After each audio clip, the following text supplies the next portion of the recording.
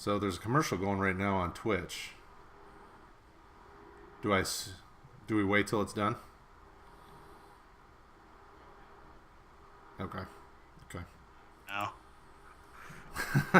It only shows. It only shows when you're watching the channel. Like right now, if you would be in the dashboard watching it, it wouldn't show. You know what I mean? Right. It's good to know. All right. Sorry, guys, for the delay. We're trying to get some video figured out on my end, but thank you guys for hanging out with us tonight. Luckily enough, I talked our fearless leader, Rick, into joining us as we're breaking down some of this free agency madness we got going on. So, Rick, how's it going tonight, man? Oh, man, it's going. It's going. Watching a buddy of mine try to win a large sum of money at Live on the Bike in the WSOPC main event, so that's exciting. He's actually getting unlucky here with pocket queens, so that's no fun, but hopefully he can get away with it without losing too much money. Yeah, I'm not a fan of losing money, so hope the best for him, that's for sure.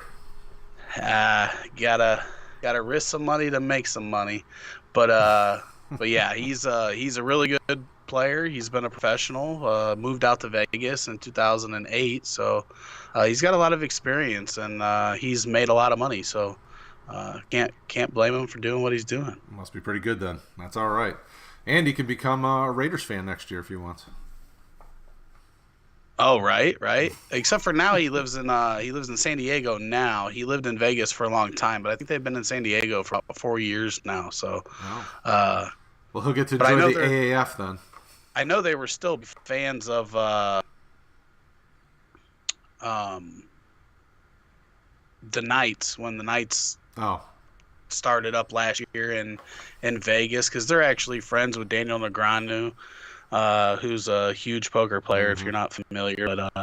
But yeah, so it's always exciting. His wife actually got sixth in the same event last year for $55K, and right now there's 5 left, and he's guaranteed $50K, but first place is $210K. So that's what we're rooting for. We're in the wrong line of work, is what I'm hearing.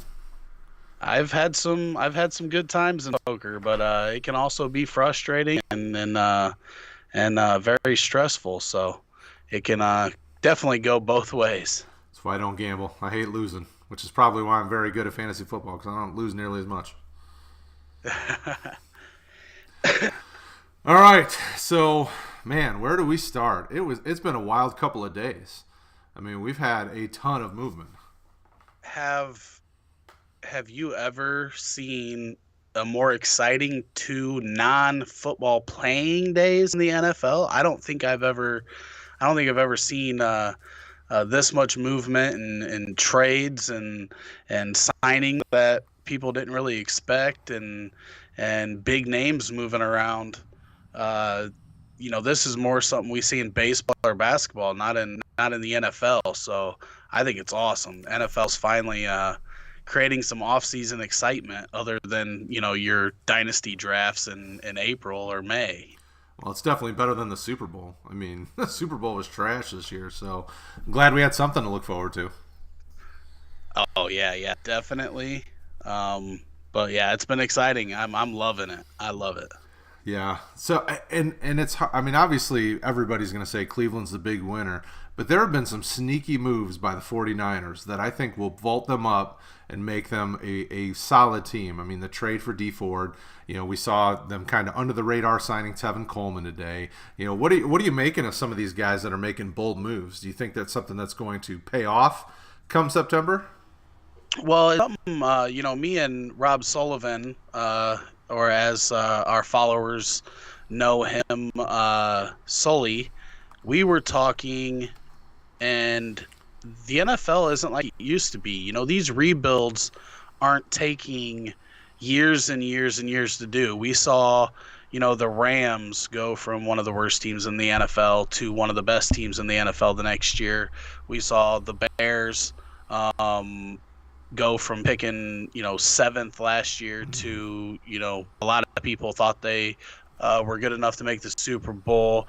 You've got the Browns, who were a 1-win team over 2 seasons and finished very strong last year, and probably could have been even better if they would have had a different head coach for the first half of the season.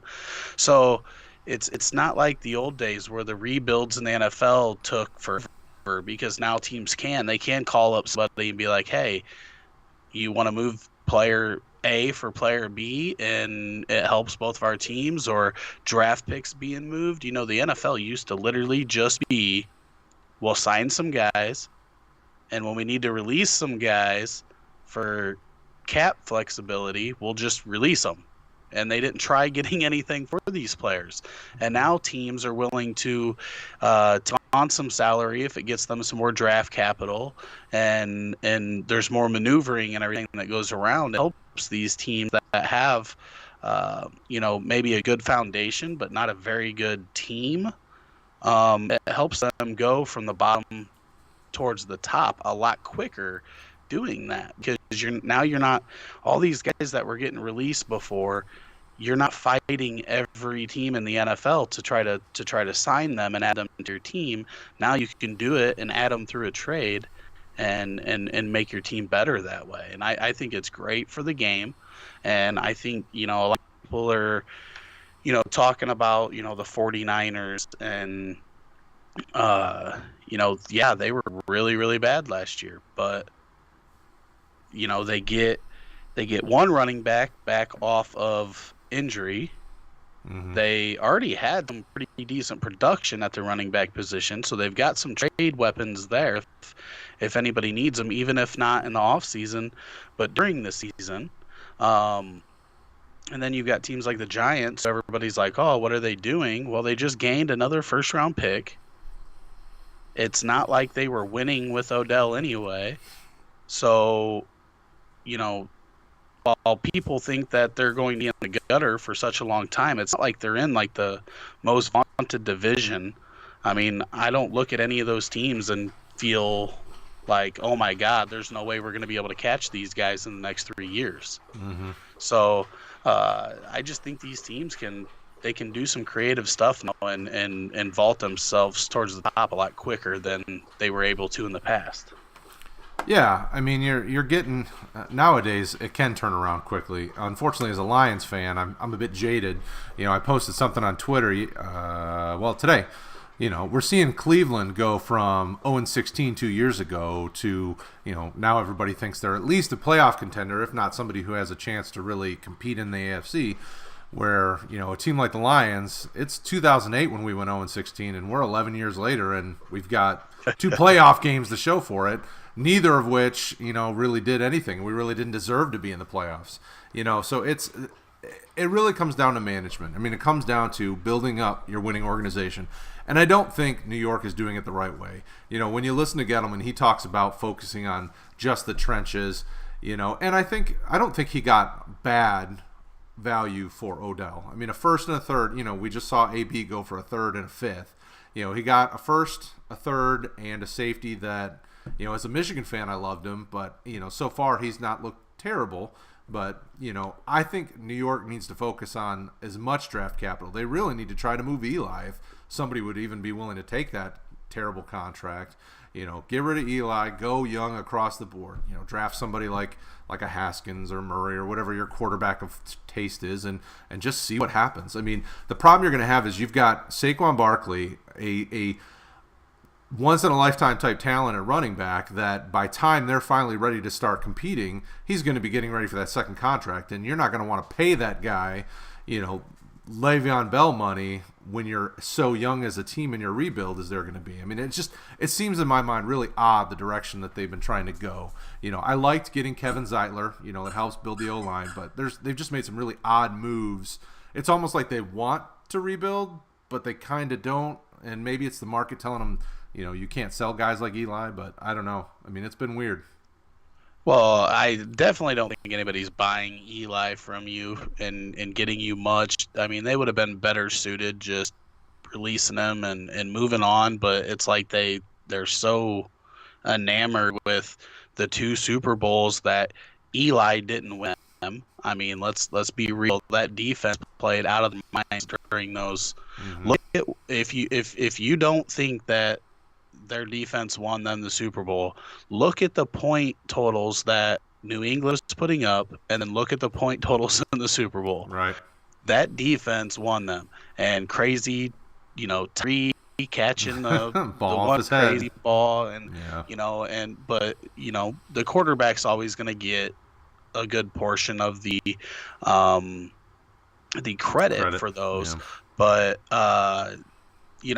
I'm a firm believer that when you're rebuilding, you have to concentrate on your offensive line and your defensive line first. Mm-hmm. And if you look at some of these teams that have went from the bottom to the top, they have one thing in common. They had offensive and defensive lines that were at least above average in the NFL.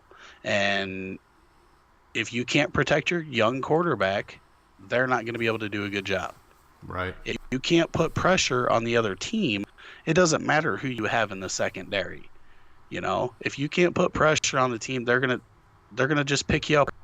And I think a lot of teams, they don't do that, and the Giants aren't doing that. They tried. They gave that huge contract last year, and the offensive line was not fixed. But if you're going to bring a young quarterback into a system, you got to make sure you can protect them. You got to. And if you can't protect them, then it's going to be real tough. I mean, how many quarterbacks have we seen that come into the league and they get sacked a ton, and then it's just like they can never get out from their own head, And, we're talking about Derek Carr, and if he's better now with AB and Tyrell in Oakland, but go back and look at his brother. Like, it's the perfect example. That dude, like, I've never felt bad for an NFL player in my life until I seen how many times that dude got hit. And not everybody can recover from that. And so I do think you got to start in the trenches, and you got to build up your offensive and defensive lines, but you got to do that. And so a lot of the stuff the Giants do doesn't make sense, but I'm excited for Evan Ingram. So somebody's got to catch the ball. That. Right. Well, and the interesting thing is, I don't know what to make of the Corey Coleman, because they re-signed him. Now you have really no receivers outside of Sterling Shepard and Evan Ingram. So does this give the former first rounder an opportunity? I was never a big fan of his, but right now it seems like, well, maybe he's got a chance to kind of revitalize his career if he even has one. What do you think about someone like that? Well, the problem is that Eli's throwing the ball, so it's hard to revitalize any outside receiver's value in that offense. And he can't do what Odell did. Odell would take a slant and take it for 60 yards. Coleman's not going to be taking a slant for 60 yards, so he can't mask that deficiency of not being able to get the long ball like Odell could. Odell, I mean, the dude's just an immense talent, and he could make up for a lot of Eli's deficiencies in the open field and making plays. So we saw Perriman kind of have a resurgence last year in Cleveland, and I think Coleman, if he was in the right system, could have a resurgence similar. But I don't know that Eli is going to be the one to bring that out, and it's unfortunate for all the receiving options in New York. But luckily, guys like Ingram and Sterling Shepard, they're not the guys that are trying to beat you deep, so they can have some value with Eli. But it's the guys that are going deep that would really worry me, unless they were an outstanding talent like Odell. Mm-hmm. Yep, agreed. So, breaking news: the Patriots are bringing back Philip Dorsett on a one-year contract. Yeah. Ian Rappaport. So if you still trust Ian after the whole Antonio to the Bills thing, no, and Ian's always been great. That was a very unfortunate, basically, AB made that one. Ian look really, really bad there. So I don't blame Ian at all. But yeah, Phil Dorsett back to the Patriots for a year. Yeah, I mean that Patriots receiving core is never to be trusted. I mean, maybe without Josh Gordon there, there's those targets that he could get, and he hasn't looked bad with them, but there's no volume for him. I mean, it's they're so spread out. Unless they don't do anything at tight end, it's hard to see value for Philip Dorsett as much as he should have some value. I mean, the guy's not bad, but well, I think it depends on what happens with Hogan, and also some of that short stuff that Patterson was getting isn't going to be there. So he actually looked pretty good. He made some big plays for them in the playoffs. So yep. I think there's some trust there now, and he's 2 years in that system and another year older. And this was a guy that was pretty highly touted. People thought that he had a lot of skill. So we'll see. Never hurts to take a flyer on him, and you're right. Cordell Patterson's gone. He signed in Chicago, right? I think he went to your team. Yeah, I mean, I think the biggest benefit is just keeping that 5'3" Tariq Cohen off of returning kicks and saving his little frame for on the offensive side of the ball instead. But I don't think there's any fantasy relevance there. I don't think he's going to come out. I mean, Nagy's going to have some gadgety plays for him, and he's going to do some fun stuff with him. But there's not any offensive value there that you're not going to be throwing Patterson into your fantasy lineups on a weekly basis or anything. No, he's not even a best ball worthy roster player. I mean, no, you just can't trust him, and Nope. you haven't been able to trust him since he got in the league. I mean, people drafted him in the first round, and I felt bad for him, but only way that he might find some relevance if you're in a league that gives points for punt return yards and kick return yards and stuff like that, because I think he might get 5 to 6 touches on the offensive side of the ball. Nagy's a real creative guy, so who knows how he's thinking about using them, but you might be able to find some value in those scenarios. Yeah. The thing that surprised me most this week, talking about the Bears, is you've heard nothing about Jordan Howard, when leading up to this week it was he's on the trade block, they're looking to move him. I'm really surprised that hasn't happened yet. I would have thought we'd have heard something by now. Well, the thing is that they have to have a better running back to be able to do that. And they don't have that. They signed Mike Davis. He's just a guy. He's a depth piece. He's not going to be the guy that comes in there and totes the ball for 15 times and catches 6 balls out of the backfield.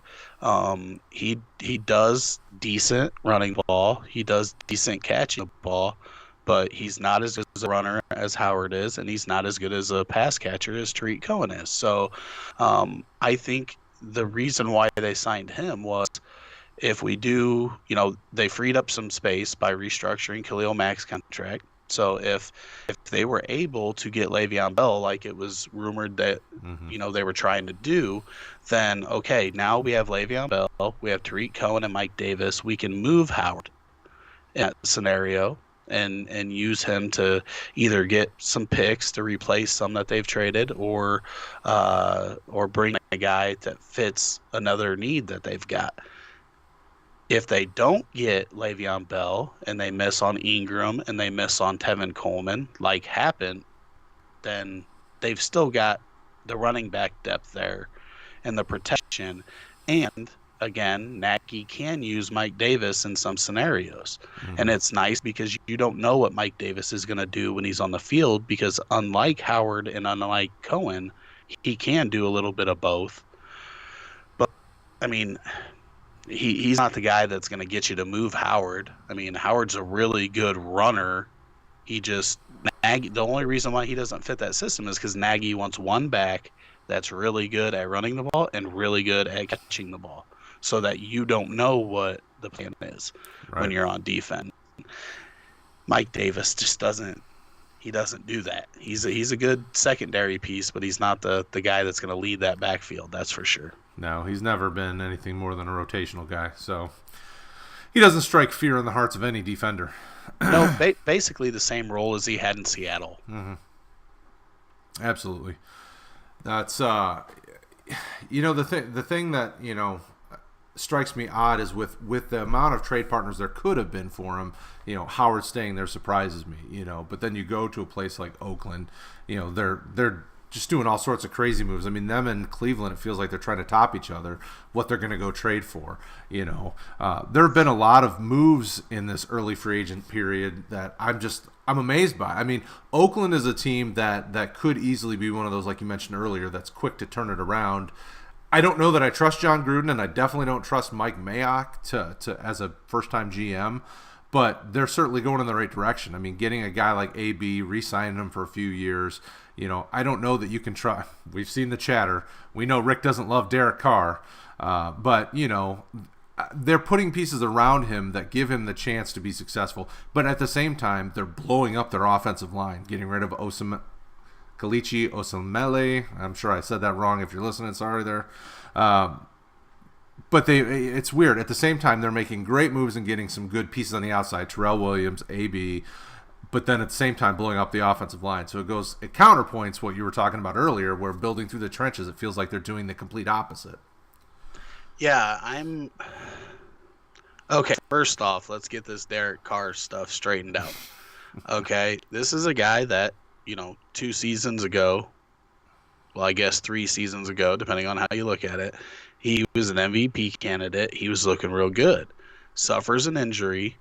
2017, he is worst in the league in accuracy on balls that travel further than 15 yards. People are blaming Amari Cooper for all of Carr's deficiencies and everything he's doing. He just has not been the same guy post-injury as he was before the injury. And how often do we see guys go 2 years in that scenario and then bounce back and become what they were, 3 years prior? It's not something that you see an awful lot. And then you talk about the bloodline. Like, do the Carrs just not have the mental fortitude to come back from stuff like that? Because, both of them were very highly touted. I don't remember right off the top of my head, but David was the number 1 pick, right? Yep. David was the number 1 pick, and Houston was a fresh brand new franchise team in the at that league. point, yeah. And he couldn't take it, and he couldn't bounce back, and he bounced around the league for a while. So, there's a lot to think about in regards to that too. Like, just some bloodlines just don't have the mental fortitude to bounce back from getting beat up like that. So, AB's excited. I don't know if anybody on Twitter, but he already showed up at Carr's house and kept hugging Carr and saying he was real excited, ready to go and everything. So who knows? Maybe they'll be a dynamic duo. I do know he's going to throw to AB a lot. AB's going to get 160, 175 targets. Like, it's going to happen. Like, I look at it and I look at that team and I think Carr's not as bad as a lot of the quarterbacks that threw to Hopkins a few years ago. Mm-hmm. But just the team structure reminds me a lot of that, where the team's probably not going to be very good and they're going to have to throw a lot. And Hopkins had 190 some targets in 2000. It was either 15 or 16. And I mean, if AB gets that many, it's going to be fun to watch. But and it's going to be fun to have on your fantasy team, because if he gets 100, 180, 190 targets, then it's, you're going to get a real good year out of him. So yeah. I'm not confident they're going to turn it around real quick. They do have a lot of draft capital. 4 picks in the top 36. Mm-hmm. But sometimes I just don't know what Gruden's doing. Yeah, and for what we love about AB, I'm afraid about with Tyrell Williams. I anticipate, because he's such a deep ball guy, that he's really going to see lower targets and not nearly as many catches. I'm really afraid of his value just plummeting, which it wasn't very high in the last 2 years anyway. But, he's clearly the number 2 on their team, and you would like to hope that he would get some decent targets. But, I've been telling Tyrell Williams owners that ask me about him, I'm like, I would be shopping him. Go out on a bang if you can. Get him out quickly, because I don't see the value for him there. Yeah, it definitely depends on what the public perceives if this is a good move for him or a bad move for him. If the perception is that this is not a good move for him, then I think you got to hold. Mm-hmm.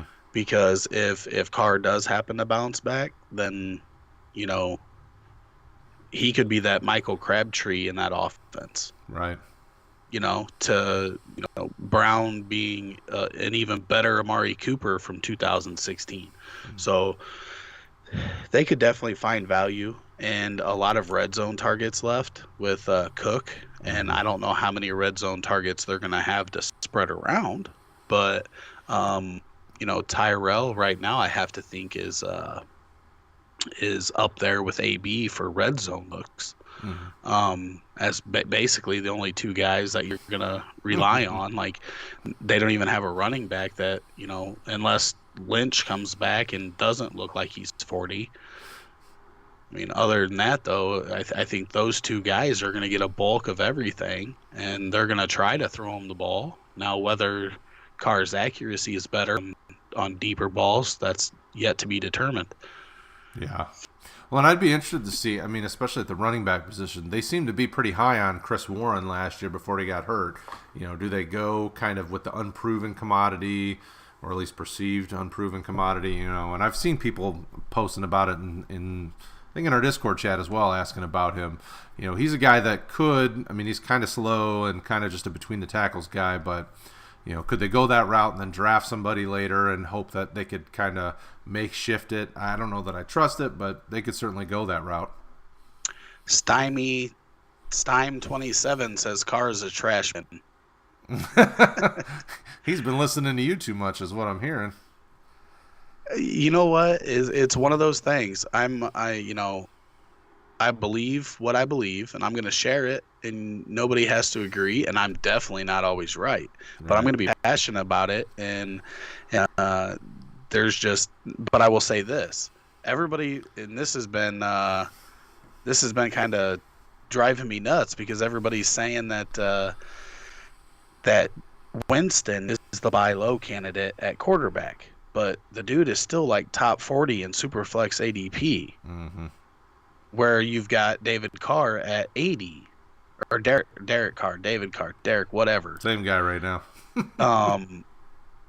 If I'm buying low on a quarterback in Superflex, I'm going for Carr at 80 instead of Winston at 40. Like, there is room for Carr to improve on the field and his value in Dynasty. So while I'm not a Carr fan right now, I was prior to the injury. Right. I liked Carr a lot. It's just he has not looked like the same guy, and you can blame it on weapons and everything, but in 2017 he had a lot of the same weapons as he had in 2016. He just wasn't the same quarterback. Mm-hmm. And we saw it. Targets change everything for a wide receiver, and they were not targeting Cooper. When Cooper moved to Dallas, they targeted him, and he was valuable. Right. So, I just, I think that Gruden has to kind of mesh his old school mentality with the new school process, and realize that he can't do it like he did in 2000. It just doesn't work the same way anymore. Well, and it wouldn't surprise me if one of those first-round picks winds up being a quarterback.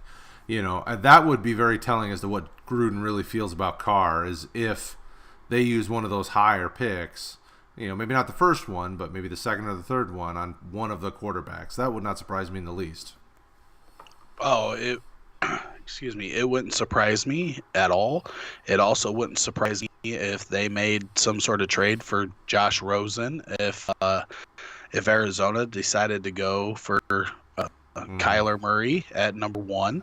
So, and there's some other options out there too. I could see somebody like Tannehill signing in Oakland and competing with Carr. They got Blake Bortles.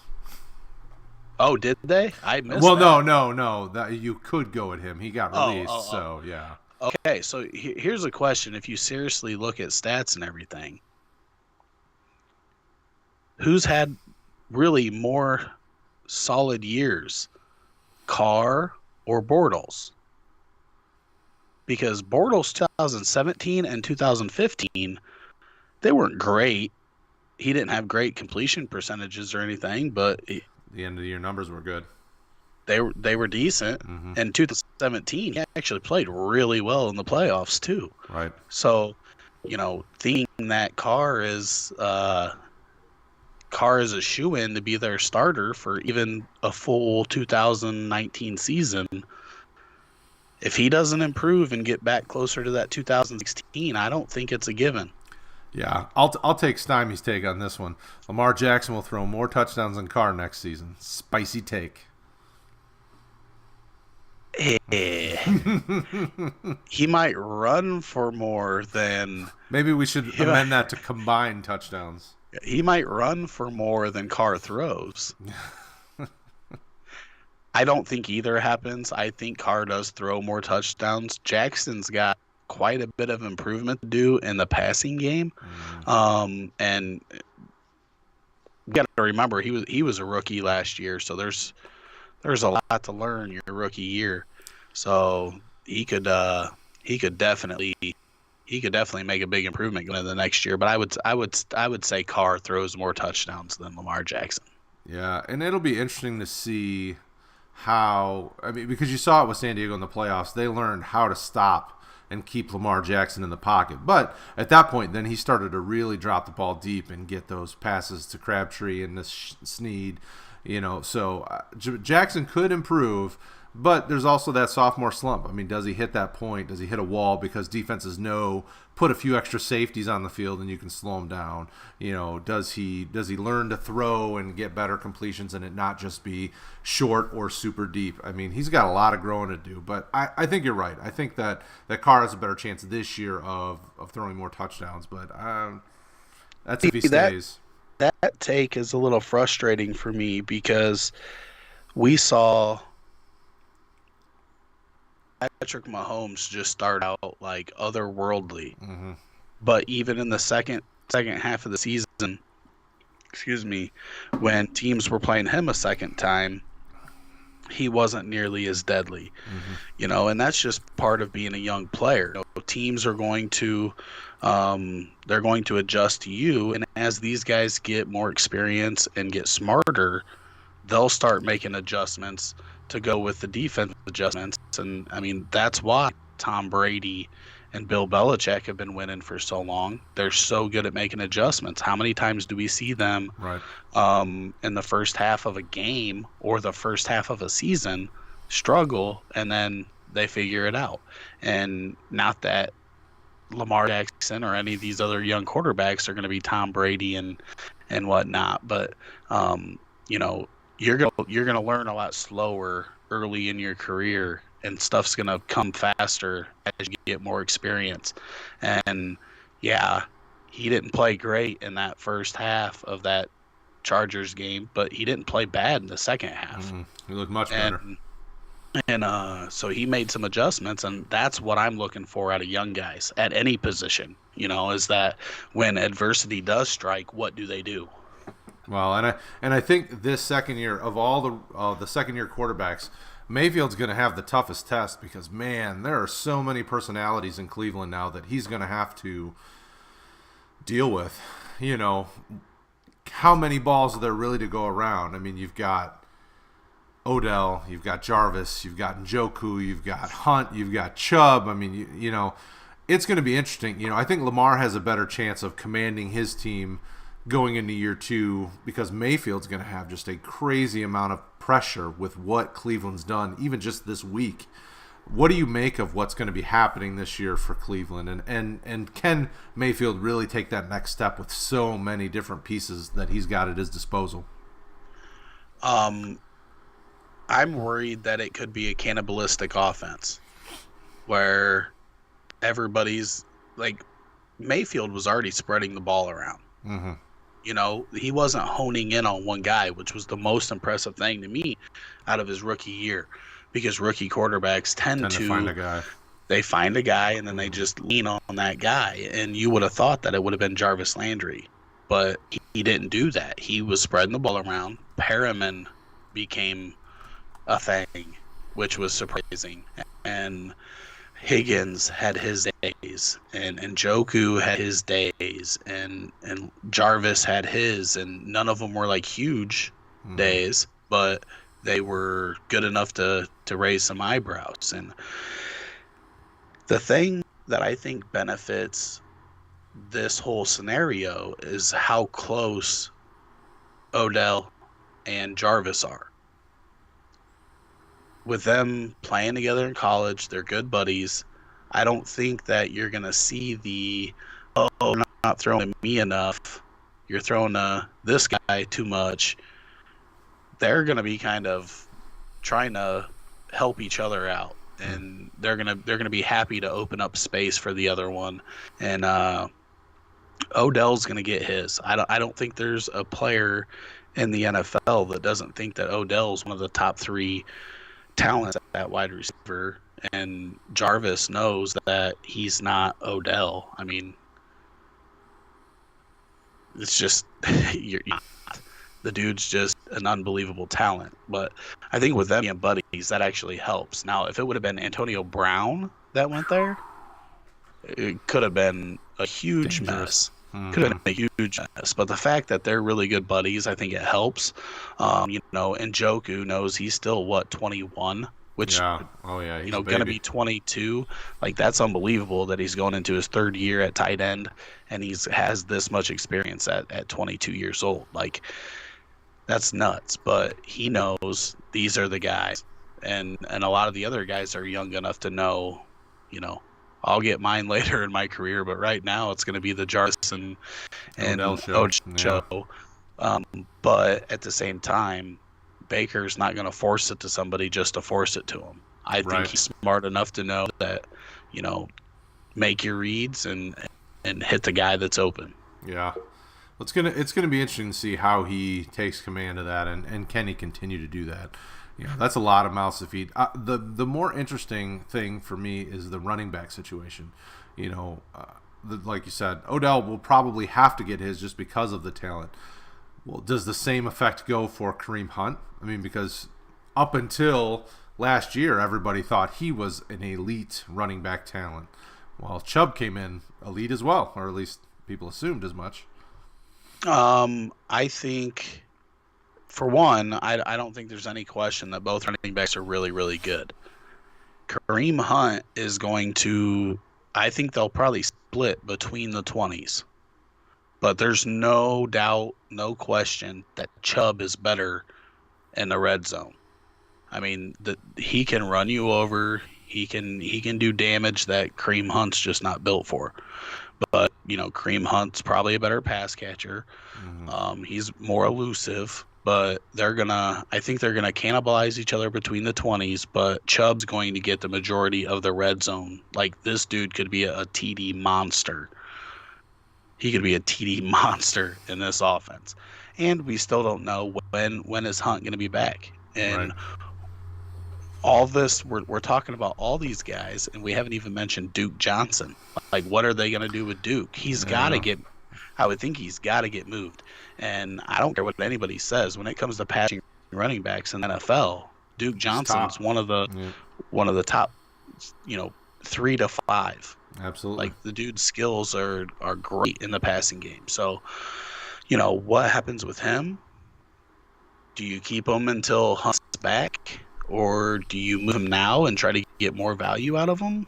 I don't know. But with as creative as Cleveland's been, anything can happen. Yeah, absolutely. I hope for the Duke Johnson owners, and I've been buying low on him where I can. Hope he gets traded, but they'd be smart to keep him at least this year until Hunt is done with his suspension. I mean, because other than that, they don't have much back there. I mean, the depth is just not, and Chubb's not exactly been the most healthy over the last few years. Last year he did well, but you got to be careful with that kind of situation. Running back is, and that's why, like, when we were talking about Chicago, that depth matters. But you also can't pay some guy to just sit on your bench when you could get value out of him somewhere else. At least I wouldn't. No. I don't like burning my value. And Duke Johnson could at least bring you back something. Right. So it's a tough one. Well, and I'm reading here, we'll move on from Cleveland because there's just so much other stuff to talk about. It looks like Bridgewater just had his meeting with Miami finish up, and he's left without a contract. Tannehill is just kind of out there floating. What do you make about some of these kind of mid-tier quarterbacks that were starters? I mean, what do you think about the Bridgewaters, the Tannehills? Obviously now Bortles. You got a guy like Ryan Fitzpatrick who's a journeyman out there. Do you think any of these guys really pick up and have a chance to go somewhere and be a starter? Do they be fantasy relevant? I mean, how many starting jobs do we have left out there? Really? Like after Foles goes to Jacksonville, he's a starter. Keenum, Washington trading for Keenum basically fills that. So we're looking at Miami. That's a question mark. Depending on Carolina, and Cam, and Cam and his situation with his shoulder, there could be a 1 year or a half year starting job there. At first I didn't think there was any way that Bridgewater would go back to New Orleans with Breeze coming back, but I just don't know if Miami would be a great spot for him to go to get a starting job. Right. Outside of that, unless you go and compete with Carr or maybe Washington wants competition for Keenum, but I can't see it if they think that Alex Smith has a chance to come back. Like, there just doesn't seem to be a purpose for it.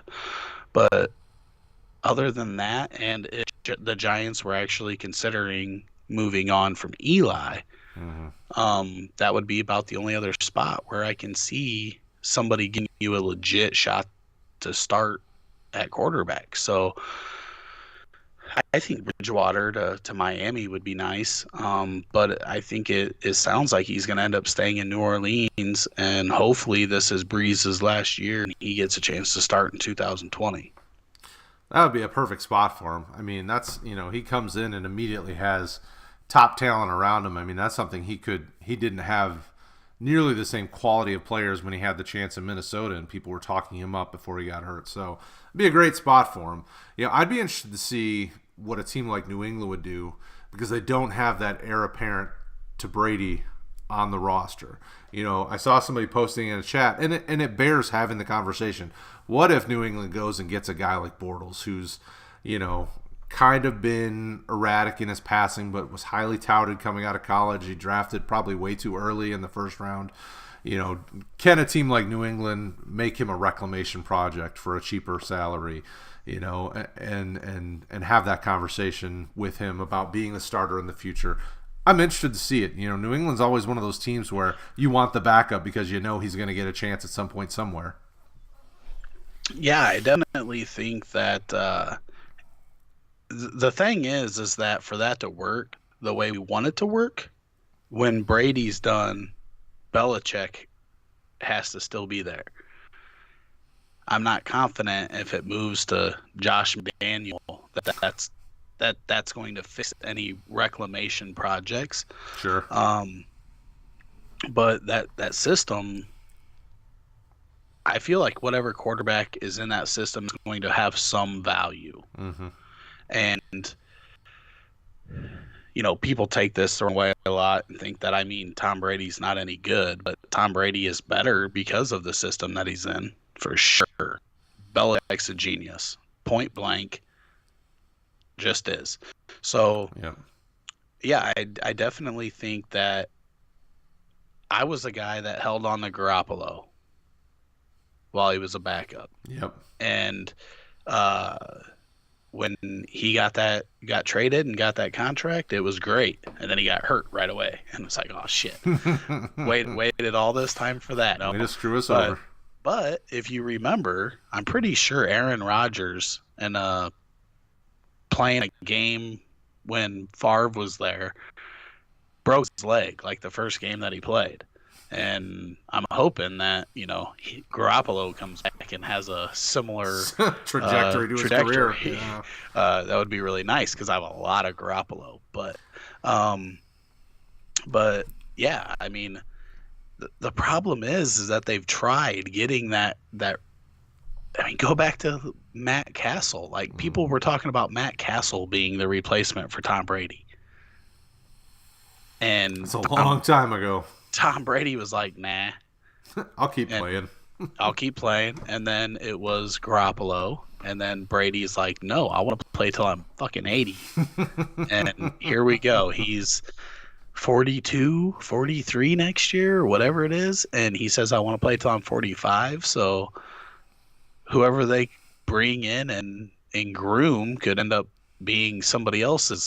Like, he could end up replacing Big Ben or Phillip Rivers, or and the Patriots just groomed him for some other team. You know, it's a tough situation over there. Yeah. So you said it right, though. Speaking of tough situations, I mean, if I were Big Ben, I'd consider the whole retirement option at this point. I mean, Pittsburgh has done nothing to help him this offseason. I mean, you know, trading Marcus Gilbert, losing two of their best players. I mean, things aren't looking good.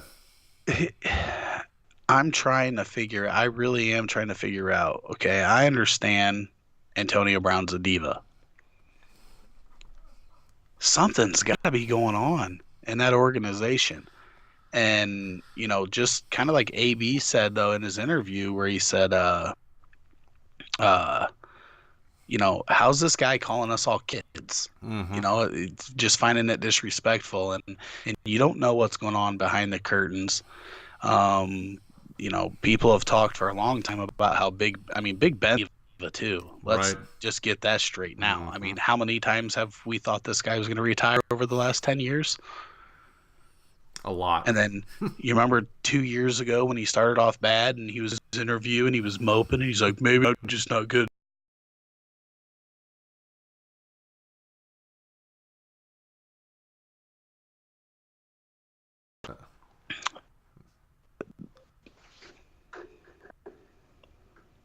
Yeah.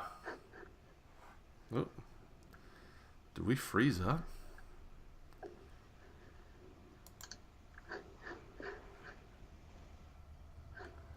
You there? Yeah, I am. Are you? I was lost there for a second. Your face, it stopped at the perfect time. Oh, no. Oh, no. That's never good. Yeah, That's for some reason, Skype froze on me, but we're back. Everything looks okay. Cool. Anyways, they're just a bunch of divas in Pittsburgh. Yeah, they are. So, yeah, I don't know what to make of that whole situation. Well, you think the organization, for being such a storied franchise, would have stepped in and put a stop to these things, but Tomlin said nothing. The Rooneys have said just as much. I mean, they're going to go down real quick if they can't get this ship fixed. I mean, they're not looking good. Some of their best defensive players are gone. You know, Shazier's still hurt. He'll probably never come back. I mean, you know, you have a couple of good running backs and a couple of good receivers. Your tight end is pretty solid, but Big Ben's not any younger, and they're looking bad. Yeah, I think I don't know that they treated their players the right way. And obviously we've had some heated discussions in Discord over this and on our Facebook group, but Right. I mean, they really kind of, their offer, when you look at what the Jets gave Le'Veon, the offer that Pittsburgh gave him was really kind of a slap in the face. Yep. This is a guy that you rode for 750 touches in 2 years. And then you're like, we'll give you $70 million for 5 years, and we'll give you $33 million guaranteed. But if you blow out your knee this year, we're going to cut you, and you're only 10 of it. Like, I understand 100% why he said, nah, I'll sit out, not risk injury. Mm-hmm. And then he went out and he got a $35 million guarantee. And as far as I've seen so far, it's guaranteed and not a rolling guarantee like the Steelers offer was. Right. And the actual annual value is $1 million more. So if you think about not risking injury, you think about the opportunity to make $15.25 million per year instead of $14.2, plus $25 million more guaranteed. Plus, you're in the New York market, which for endorsements There's just nowhere else that matches it. So he's not going to lose on money by this deal. Like he won, he got what he wanted, and it's for a year less. So he has one less year of wear and tear on his body when he goes for that next contract. So I think he won. I think Steelers should have given him more guaranteed instead of the rolling guarantee. They should have, if they really want him. Okay, and there's nothing wrong with not wanting him. But if you're going to tell everybody we offered this, and then it comes out that, well, it was really only $10 million guaranteed, like people see that $70 million number. And in the NFL, that high number that you see for a contract doesn't mean a whole lot. Nope. It's not like baseball where you see Bryce Harper just got $330 million. That boy making $330 million. You could give any NFL player $330 million. He could only max make value. Yeah. He could only make 25 if that's what the guarantee is. So, I don't know. I think that the Steelers kind of, I mean, they lucked out. Connor looks like he's going to be solid.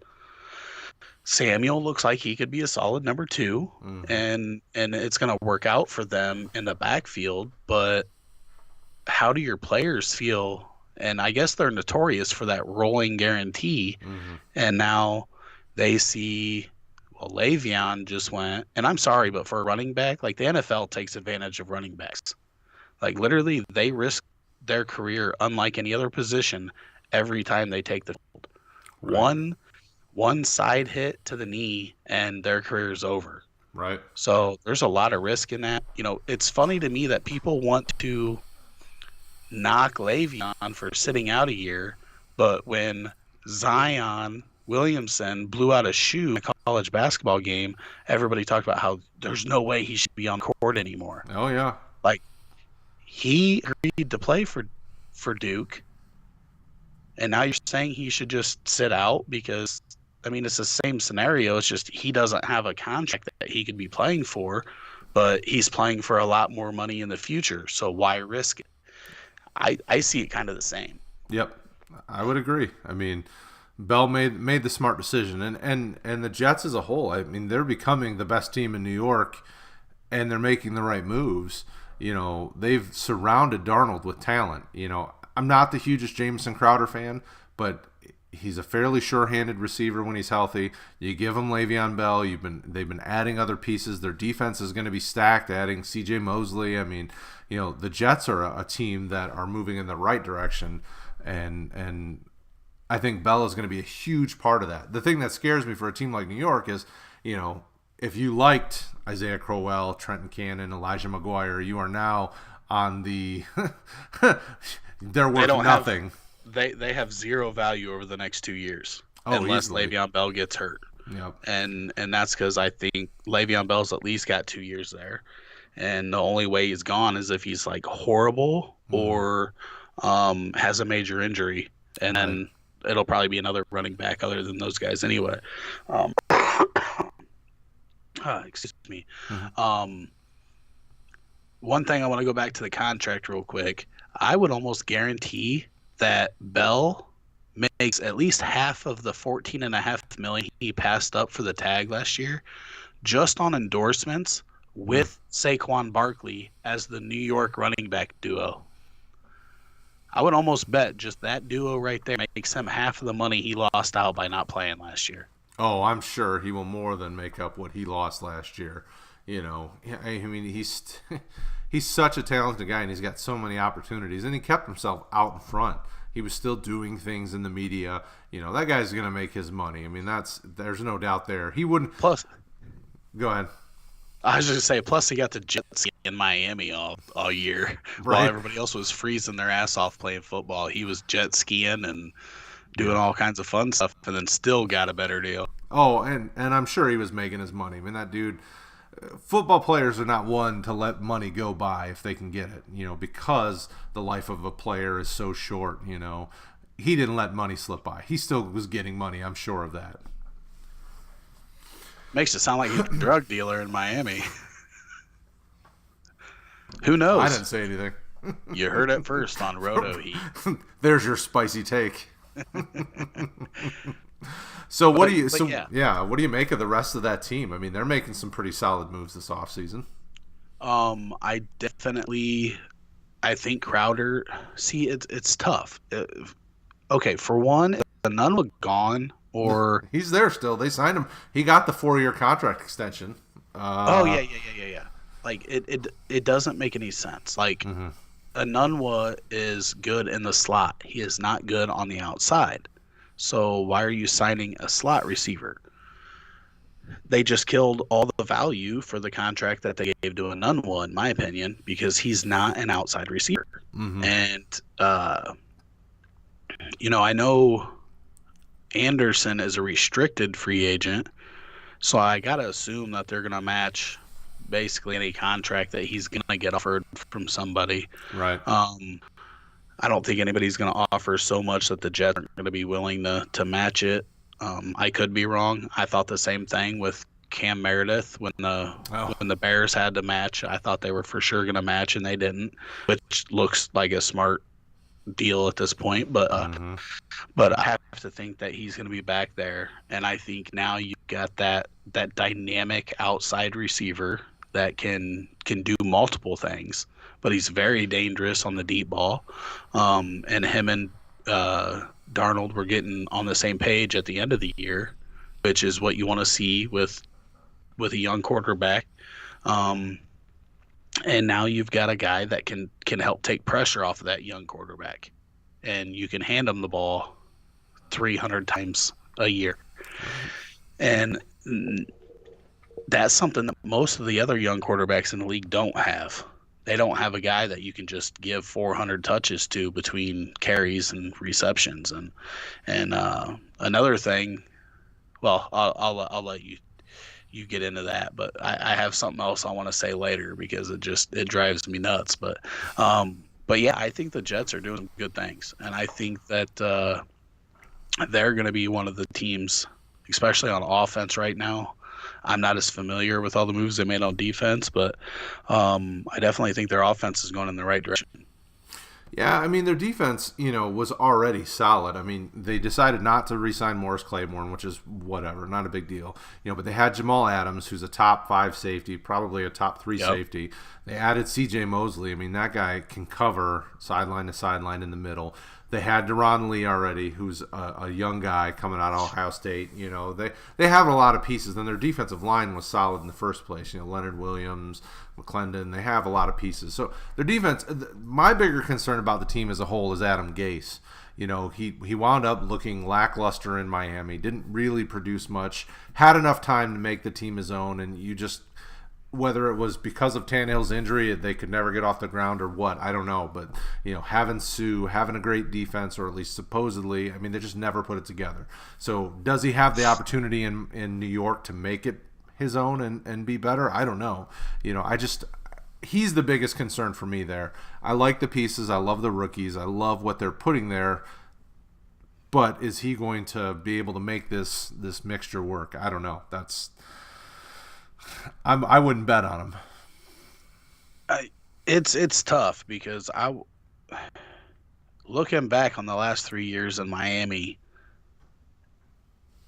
I would say 90% of the moves that they made in free agency and everything, like I looked at and I was like, what are they doing? Like it doesn't make sense to me. How many mediocre wide receivers can you sign to one team? Like I thought Jacksonville was bad with their mediocre wide receivers. At least they have some with upside. Like right, they got D.D. Westbrook. Yeah, you look at Miami, and I don't think their best receiver is as good as Keelan Cole, but they've got 18 of them. It's kind of like Baltimore with tight ends. They just stockpiled like Amendola and Stills and Parker and Leonte Carew, and just it goes on and on and on and on. Right. And then their big free agent signings last year were Amendola and Gore. Like you're not getting those guys to help take your offense to the next level. Those guys that you're bringing in to just fill fill a hole. And bring the median age of your team up. yeah, just so people aren't like, oh, dude, you got the youngest team in football. But, and then this year, what did they do so far in free agent? They re-signed Parker. 2-year deal. Womp womp. If I was a Dolphins fan, I would be very upset. And it's easy to blame Gase, but this is what we've seen over the last 3, 4, 5 years. They haven't been making moves that were smart for the team. I thought they were finally getting smart when they traded a J.E., but they waited too long to do that. I thought we were going to see some Kenyon Drake action and at least see what he's got. Like, give the guy a chance. Mm-hmm. This team is it's more than any other team. I've looked at their moves and been like, what? I don't it makes no sense to me. And it's easy to blame Gase, but I don't know. I don't know if it was all his fault or not. And the Jets are making good moves now, so do we trust less in them looking at Gase and saying, like, Miami was really bad at giving him an opportunity? Or do we look at it like, this dude's, the Jets are dumb and they brought in Gase? Right. Because they seem to be doing everything else the right way right now. So yep. If we're liking all that, why aren't we giving them any credit for their head coach hire? Well, and Miami's going to be one of those teams that it's going to take a while because, they brought in Flores. Is he going to try to bring the Patriot way like we're seeing in Detroit or you saw in Houston or any of the other times that New England guys have gone somewhere? If that's the case, then that's going to be a huge transition because Miami is just a considerably different team. I mean, the makeup of the team, the way that the team, they're losing guys left and right. I mean, they lost Jawan James. He went elsewhere, which was kind of their, bookend tackle. I mean, that guy was still young. They're a team that I don't expect them to turn around anytime in the next probably 3 to 5 years. I mean, that's going to take a long time to build that up because they just don't have talent. They just don't have anything. Yeah, I thought the same thing about the Bears, though. I mean, let's be honest. You look at that offense 2 years ago, and our number one receiver was Kendall Wright. Wah, wah, wah. It was very, very, very bad. So, I don't know, man. It's hard to tell what they're going to be able to do, but I'm not trusting the front office right now. Like, I want to see a move that when I see it, I'm like, yes, that makes Miami better. Right. And I haven't seen that in a while. A long while. It's long bad. While.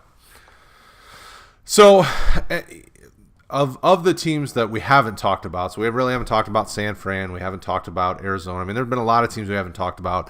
Which of the moves is most interesting to you? Are you one of those guys that jumps on the excitement of Tevin Coleman reuniting with Shanahan?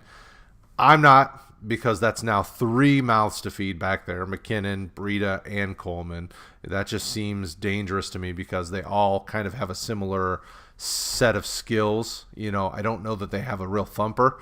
Are you a guy that's excited about nobody's excited about Flacco in Denver, but are you excited about the opportunity of Denver maybe having a quarterback that can hit those young receivers? What moved the needle this week for you? Well, first I'll say, and sorry, my buddy's in a big hand right now, and I'm at least he's still in it. Yes, flop top set. Oh wow. Yeah, good spot to be in. The one that really got me excited was Devin Funchess to the Colts. And as I was talking about Anunwa earlier, it made me think of Devin Funchess. I think the contract's just crazy. $13 million, even on the top end, no matter what's guaranteed, to have the opportunity to make $13 million. Let's just put it this way. 2017, Le'Veon Bell had almost double the receptions and had 100 more receiving yards than Funchess had in 2018, right before he got a $13 million deal. And people are telling Le'Veon that he's crazy for wanting more than $14 million. That doesn't even factor in his rushing yards. Right. So we're talking about a guy that had 550 receiving yards and 44 receptions last year. But I'm a full believer in that big slot receiver. And we saw the difference when Anunwa was moved out of the slot last year in favor of Kurtz to the outside, how much value he lost because he doesn't have the speed to play on the outside, but he's got the hands. Yes. Yes. Sorry. Did he win it? Yeah. Oh, good. Big, nice pot, up to almost 10 million in chips, and eliminated a player. So got a pay bump too. Yeah, that's nice. I'm a big fan of those big slot receivers. I mean, going back to Marquise Colston, look at how much value he had in that New Orleans offense. Huge. And now look at Michael Thomas and that New Orleans offense. Look at Anunwa. He had fantasy relevance in that slot. Mm-hmm. And it didn't matter if it was pre-Darnold or post-Darnold being the quarterback. So if the Colts use Funchess as a big slot receiver, we already know how much Luck loves his tight ends in the middle of the field and in the red zone. Oh, yeah. Funchess is going to eat and with Luck at quarterback if they use him the right way. And that excites me because last year, everybody knows I had to see Luck come back before I was full on board. He's one of the best quarterbacks in the league. And to give him a big tight end like receiver in the slot, that's gonna be huge. That could be a lot. Yeah, that's gonna be huge for him. Going back to Tevin Coleman does excite me. I think that he's gonna end up being the majority of that backfield. We've seen Mostert do well in it. We've seen Breida do well in it. We've seen Morris have some little flickers here and there. Yeah, a twinkle.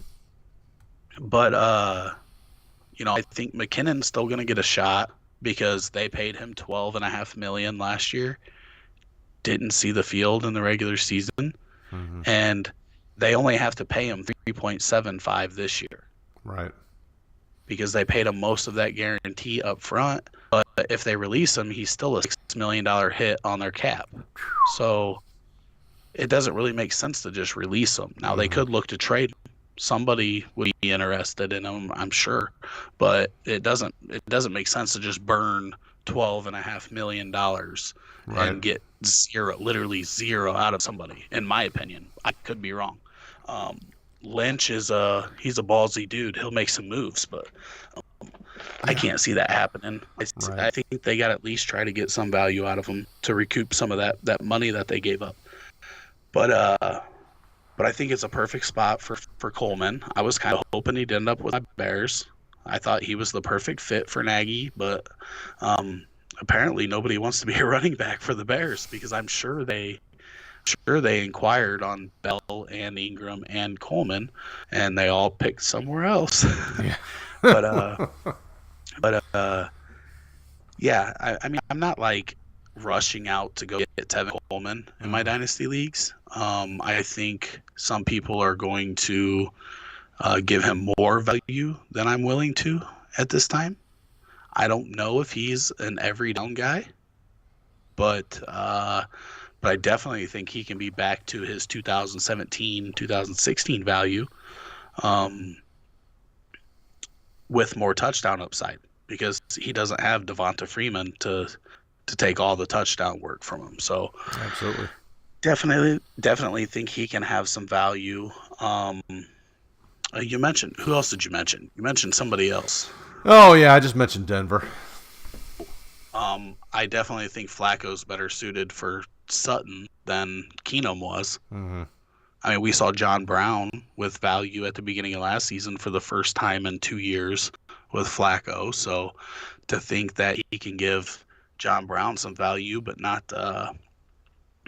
Sutton is, I think, a little crazy to not at least think Sutton can have some value with him. But we know that's not the long-term play in Denver anyway. So If people think it hurts Sutton, you should be buying Sutton from them if you have the opportunity, because Sutton's gonna flash, and even if you get him and he flashes at the beginning of the year and you flip him, you're gonna make a profit. So, I definitely think he'll flash with Flacco. I don't know how it does for Tim Patrick or Deshaun Hamilton or any of the tight ends or those guys. But I mean, I guess Snead was looking pretty decent at the beginning of the year last year also. So maybe one of those, maybe Hamilton will flash too. So Flacco's not the guy that's going to get you excited about real football, but he can help your receivers put up some numbers in fantasy. Absolutely. Yeah, and it'll be interesting to see if Sanders comes back, what that looks like. I mean, his injury, I think, will put him probably close to training camp, but see, if I was Denver, I'd probably, I guess it's hard to trade him right now, but that would be my goal, is to get Sanders back, flash for a couple games, and then move him by the deadline if you can, to get more young talent on that. I mean, that offense is so young. When you look at Lindsey and Freeman in the backfield, you look at Patrick and Hamilton and Sutton and the receiving group, plus Fumagalli and Jake Butt. Yeah. Their tight ends are real young too, so they're real young on that side of the ball. They should probably be looking to move some of their older pieces. I think John Elway is just too bullheaded to do that. Man, for being such a great quarterback, he's terrible at judging them. I mean, this guy just can't find one. Yeah, part of it is they were unfortunate. All the quarterbacks they picked were none of them were top first rounders, and obviously Lynch was a first rounder, but he's also a late first, and he's also 6'7" or whatever the hell he is. Everybody makes a big deal of the 5'10" quarterback. Well, over 6'7" is also there's not very many of them that have been very good. So it's kind of the extreme end of it. But yeah, I don't know. Denver's one of the ones that's hard to judge too, because I don't know if Elway is like Gruden and just has his way and he's set in it and he won't adjust to what's going on around. But their defense is aging. Other than Chubb and a couple other guys, most of them are getting older. Yep. The Brandon Marshalls and the Von Millers and those guys, they're getting a little bit older, so they gotta figure out where are we at? Are we rebuilding because our offense is so young, or are we gonna go crazy and try to make one more run at it before we have to rebuild? Right. And instead, it just seems like they're sticking in the middle, which if you play Dynasty Fantasy, I would think the pros is pretty much the same. You'd be stuck in the middle. Nope. make something happen. Yeah, I agree. And it's one of those things that it's hard to decide. And I think there's a sweet spot about when to make that call about rebuilding and not. And, for guys that their whole career has been built about winning, you see more often than not, they make that decision too late and they really should start rebuilding, 2-3 years earlier. So we'll see. I'm not sold on what Denver's doing, but I definitely think there is some value for those receivers, the running backs. Phillip Lindsay and Royce Freeman in year 2, I think will be even better. You'll have value for both. As we close out, are there final thoughts about this first couple days of free agency? Anything else that we want to make sure that the folks at home that are listening, that we want to point out, make known? Fantasy values, changes of scenery. We touched Mark Ingram, but we didn't talk a lot about him. Is there anything that you want to add before we close up? I think Mark Ingram could have some serious value over the next 2 years, because they're going to try to run the ball as much as possible. And I don't care what anybody says, even if Lamar Jackson's not throwing deep balls, that RPO is sick and it's fun to watch. So teams are going to adjust to it, but I'm sure they're going to switch it up a little bit. But I think Mark Ingram fits that pretty well. Plus he's got some power. So I think he's a good fit there. That's where I wanted Le'Veon Bell to go.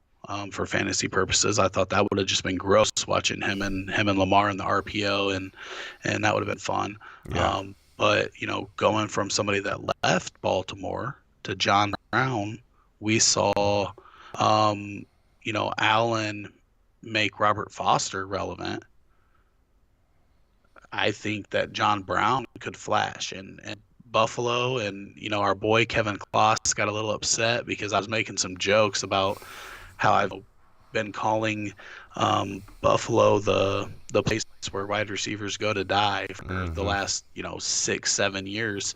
I think that is changing, especially those guys that are good on the deep ball, like Robert Foster and John Brown. I think they can be relevant with Josh Allen at quarterback.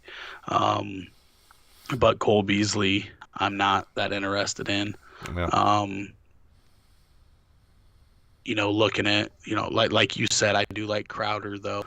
But I'm interested to see where Golden Tate lands. I think, as much as I hate it because I want ESB to be the slot man, the big slot guy. I love the big slot guys. ESB played in the slot when Cobb was down towards the end of the year. I would love to see that pan out because I think he could, he was one of my favorite receivers in last year's class, and I'm a Notre Dame fan, so I'm kind of a homer, but I think he could have some value there, but I think Tate could end up landing there. That'd be huge. Just seems like one of those Green Bay moves where they missed out on a lot of the studs. And not that Tate's not, but he's obviously older. But I think he could end up there. The nice thing about Tate's game is it was never predicated on speed. The guy is super quick and he makes people miss. That's a guy that I don't think he's worth the $13 million he's asking, or somewhere around $13 million that he's been asking. But in the right place, he could be worth quite a bit fantasy wise. If Devin Funchess is worth $13 million, is Golden Tate worth $13 million? I don't think Devin Funchess is worth $13 million. I mean, obviously that's what they're willing to pay him, but yeah, if that's what we're basing it on, I mean, Tate's probably more like 15, 16. That's how these guys get their market value, Right.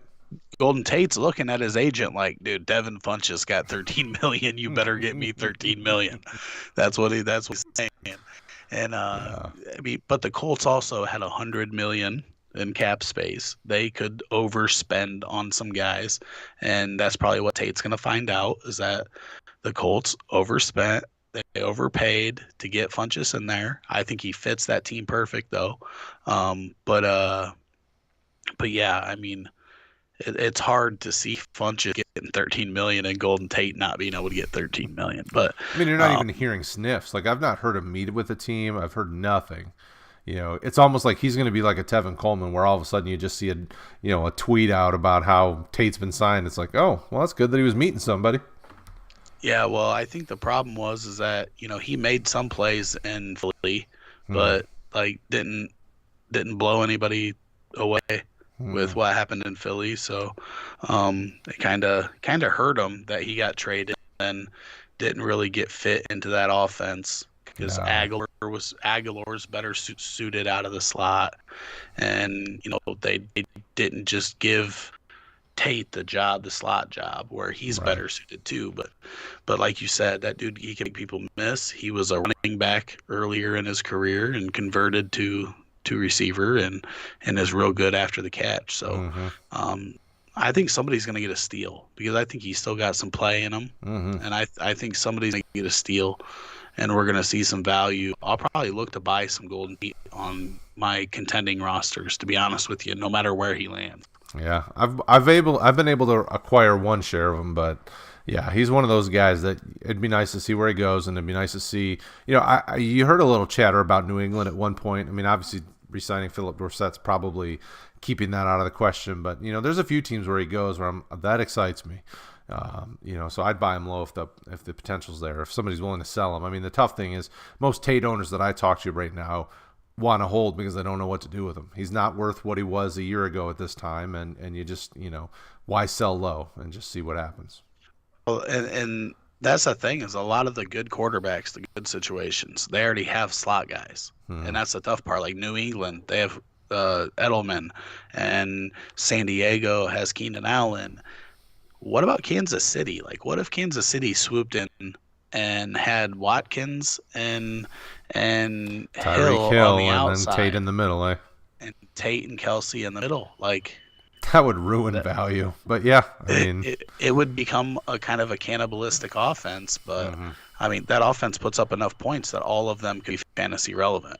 sure. I mean, there's not many offenses that I could say that. They're definitely one that could, especially if they don't do a lot at the running back position. They could, use Tate in that kind of short intermediary passing game, and he could be like a pseudo running back and get stuff out of the backfield. And I want to make it clear, I'm not calling Golden Tate to Kansas City. I'm just saying it could kind of be fun to see him in that offense, because he's never been in an offense where it was wide open for him. Right. But you hear it here first, people. If he goes to Kansas City, we gave you that scoop right here at Roto Heat. All right, man. Well, we'll wrap it up. Thank you for coming on and hanging out and talking free agency, and I don't want to stress enough how much I appreciate you being on. But also I want to make sure that the folks know that there's a lot of things going on at Roto Heat. We got the website that's going to be coming up soon, rotoheat.com. We've got the Discord. We've got the Facebook. Rick and I and a bunch of folks are on Twitter. You can find us in Facebook, anywhere you want it. We're there. We're going to give you information. We're going to do our best to help you be successful with your whatever your sport is. I mean, whether it's NASCAR, whether you just want to BS about movies. I mean, we're here for you. Yeah, I do want to make it clear that baseball's coming up. I'm planning on doing. They're not going to be as long as streams as this one, but I'm planning on doing a challenge for baseball MLB DFS, where I'm going to basically track. I'm going to start with a certain amount of money, and I'm going to track what I'm making on a day-to-day basis, and do some live streams of how I'm putting rosters together. Obviously we got the other Dynasty podcast that we got the blockheads. Yep. We've got Kevin Kloss with the blockheads. We've got myself, Bridger, and Joshua Stock that are. I'm just so busy right now trying to get the website done and everything else done, but we want to get that going again. So we want to have a lot of Twitch content for you guys. So make sure you hit that follow button. No matter what sport you play, I want to get NBA stuff going. I want to get some of these guys doing some PGA, DFS lineup stuff on Twitch. Ray and Joe are big in the PGA. We've got some guys doing NASCAR, and if you're interested in getting into writing or blogging or doing live streams like this, we're looking for more people. We want to have a good solid team and be putting out a lot of content so that everybody can get the information that they need. Yep, absolutely. And as somebody who was excited about it, I can't stress enough how great the community is and how great the team is. So if there's people out there that are watching this, whether it's live or in the future, hit us up if you're interested in using what you're passionate about to help further this community. It's a great community, amazing people in it. We've got a place for you. We've got somewhere where you could be, and we want to help you be successful, reaching your goals, help our community grow in their knowledge of fantasy sports, whatever that sport is. Like I said, find us on Discord, find us on Facebook, continue to keep it locked in here to Twitch. We're going to try to get more and more and more content going on a daily basis. So we'll give you everything you need. All right. I appreciate you letting me come on. Hey, take it easy, man. We'll see you. All right.